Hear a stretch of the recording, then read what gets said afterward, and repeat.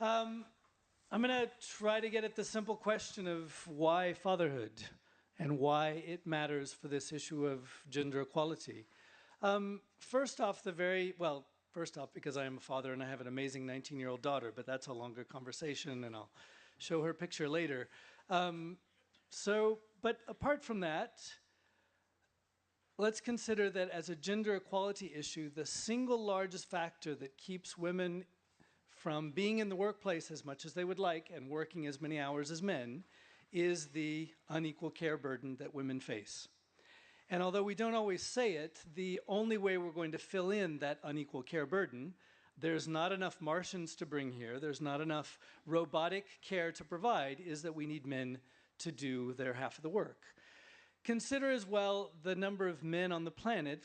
From demographic data we have, 80% of the world's men are or will be biological fathers, and many of the rest of the men in the world have some connection to children or as uncles and brothers in lots of other ways. Consider as well what we know from the field of child development, which is that men as caregivers matter in children's lives. And in fact, from data that we have from about 40 countries, one of the key issues from whether a woman grows up to be in a violent relationship or a relationship with a male partner who treats her equally is if she was in a household growing up where a man was nonviolent and where he modeled more equitable behavior. And consider finally that we as men have a self-interest in this. We have data, a lot of it from the Nordic region, that finds that men who report close connections to their children live longer, are happier, less likely to be arrested, less likely to use violence, less likely to abuse drugs. Our lives as men are better if we are closely connected to children. In spite of that huge amount of data, there really has been not a lot of effort. If we can pull these slides up now. I can see them. Do we have to do something up here? I think it's up there. Yeah. The slides? All right, I'll continue. There's a really cool slide here. There it is. In spite of this amount of data, there has been no kind of global platform that says we need men to do more of this. We need to create the conditions that men do this. My organization, Promundo, started with other organizations, with the UN and others, started a global campaign in 2011 called the Men Care Campaign. It's now active in more than 40 countries. Some of the partners, Man from Sweden has been part of the creation of that, and other groups here have been part of it. And we launched in 2015, Michael Kaufman, who's here, you'll hear from him in a bit, was one of the co-authors of our first report. We did a first global report that we called State of the World's Fathers. There's the 2015 cover.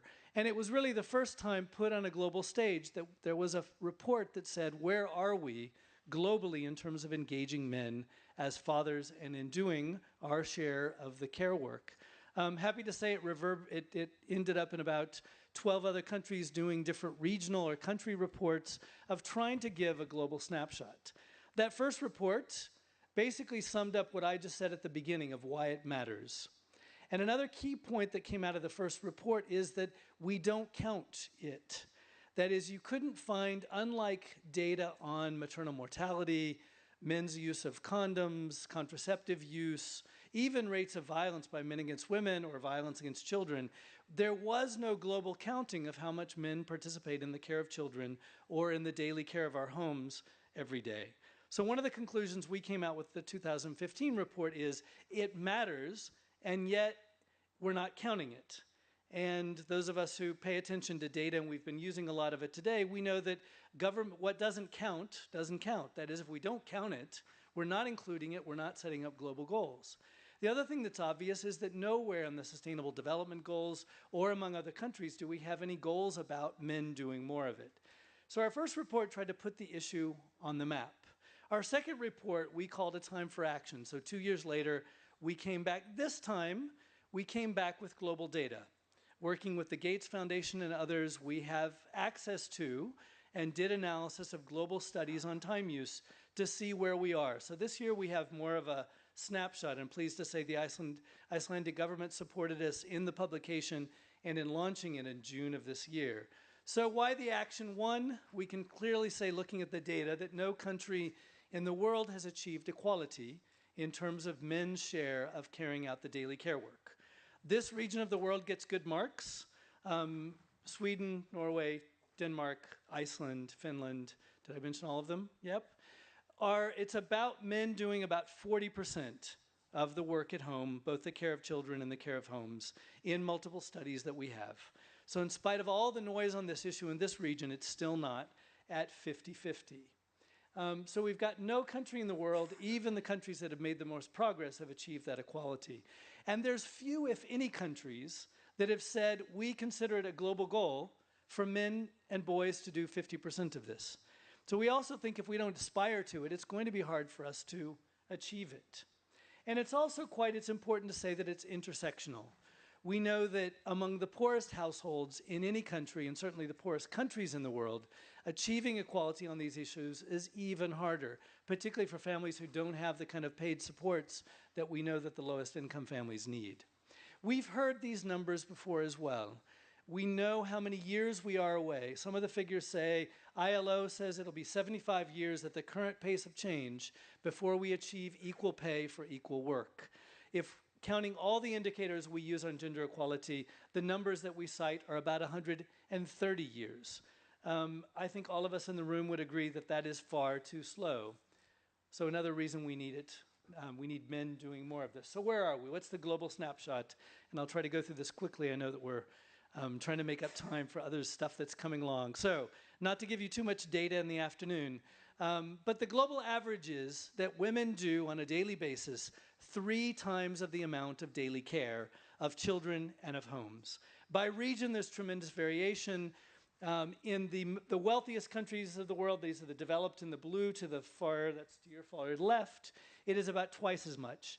In some of the poorer regions of the world, it's 6.5 times as much. And as I said before, there's no country that's achieved equality on that, and it's even not very encouraging in the countries where women are most participating in paid work, that men are still not doing nearly our share of this. So, before I go to the next slide, often when I share that piece of data, lots of men will tell me, yeah, but we work outside the home. We are working a lot of hours as men outside the home, 40 hours and more, typically. So doesn't that work count too? Aren't we doing a lot? And I'm taking that income home to my family. Doesn't that also count as caregiving? Absolutely.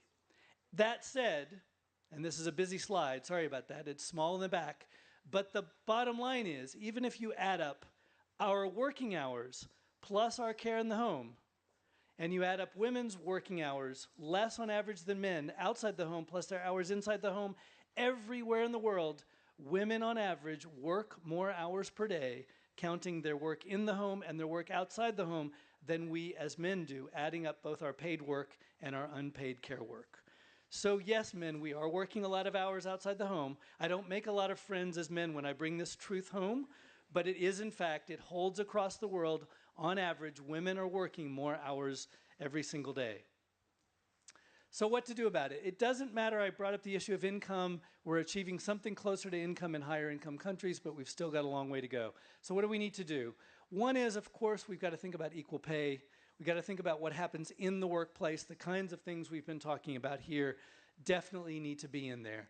What about the issue of laws and policies? A key issue, and this is one of the ones that needs to be talked about, and I'll come back to the issue of parental leave in just a moment. The other, of course, are these gender norms, the unconscious bias you just saw about who we think of as caregivers. Think of how many notes come home from school, from daycare, that say, "Dear Mom." Think of how difficult it is. The UN Children's Organization, think of its logo. It's got a mother and a child. No matter where we look, we continue to think that the care of children is women's work. And women have been doing most of that and doing a fantastic job of it. But we need to figure out our own norms and biases about that. The other issue is far too little support for the world's poorest families. Another piece of analysis we did for the report is where and which families around the world have access to either income support or some kind of paid support or paid childcare. Ironically, or perhaps not surprisingly, the poorest countries in the world have the least access to those. And even in the wealthiest countries in the world, the lowest income families, how are we going for time? I gotta wrap it up. The poorest families still have the least access to paid childcare and to paid supports that would allow them to provide the services that their family needs. So what needs to be done? Summing up here. One is this: we've got to change the norms, raising our sons and daughters from the very beginning to think of themselves as, I'm going to be both a worker, I'm going to be a provider, and I'm going to be a caregiver. We're spending a lot of time thinking about girls and the STEM professions, and we need to, but how much time are we spending with boys talking about how we also need you to think about being a caregiver when you grow up, and perhaps even being part of the care professions, and maybe we can see those incomes go up for the very low-paid care professions out there. We looked at data in the US that found about 8% of childcare workers in the 1980s were men. Look at that data again in 2005, it was still 8%. As we look at caregiving in the home, or also as a profession, it's still mostly seen as a woman's profession. Leave policies, we're going to talk some about that. We have hinted at those. Our conclusion in this review of them, some of the best data coming out of this region, is a couple of truths. If we want men to take leave, it's got to be fully paid. If we want men to take leave, it's got to be non-transferable. We often hear corporations and some governments saying, oh, we've got to make it flexible because each family figures it out. What each family figures it out means, as long as men's wages are higher, the wages that will be given up are almost always women's. To let families figure it out, thanks. To let families figure it out means that we usually perpetuate gender stereotypes. The platform that we're signing on to as Men Care, and as the 40 countries that are part of it, is a campaign called PLENT that comes out of Spain, which means parental leave equal and non-transferable. That is, have it be for each parent, biological or else or otherwise, and have it be a right and entitlement that goes to the individual, not to have it transferable. And never to reduce the days, but to go from the number of days that mothers have and raise days for fathers to be equal to those. Countries that do that are getting further to achieving equality. And we will also make the argument when corporations push back or governments push back and say we can't afford this, we'll say, think about a worker's life. The average worker in a workplace is working about 40 years. Oops, I got to run out of time. I have 0 minutes left. Okay, time. Why does it matter? About 40 years. How much is it for us to cover? Most of us are now having 1 or 2 children in our households. Let's say 2. How much is it for us as a corporation or a country to support 2 years of that work life in caring for your children? Among the common things that we're proposing are those. So I will just end on this one. What happens next? Well, families vote. And for those of you who happen to be, in the political realm of things, politicians who support paid and non-transferable leave seem to be getting reelected. These policies do matter, and I think those of us who are citizens here can put our voices behind that and say, we need this, we need to nudge men toward this. It does take the norm change, but it also takes statutory change. And I'll stop there. Thanks a lot. Thank you so much, Gary Barker.